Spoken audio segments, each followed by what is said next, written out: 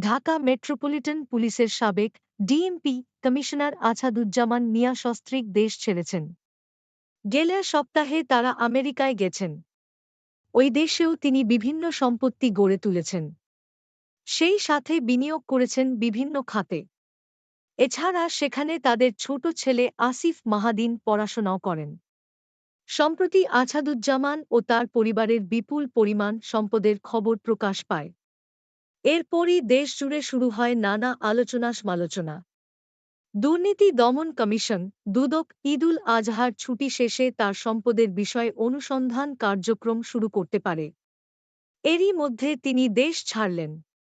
এ বিষয়ে দুর্নীতি দমন কমিশনের দুদক কমিশনার জহুরুল হক গণমাধ্যমকে জানান, আছাদুজ্জামান মিয়ার সম্পদের তথ্য প্রকাশের খবর তার নজরে আসেনি।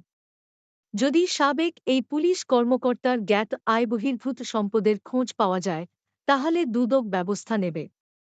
সংস্থাটির আরেক আইনজীবী খুরশিদ আলম খান বলেন, ছুটির পর তারা অনুসন্ধানের সিদ্ধান্ত নেবেন।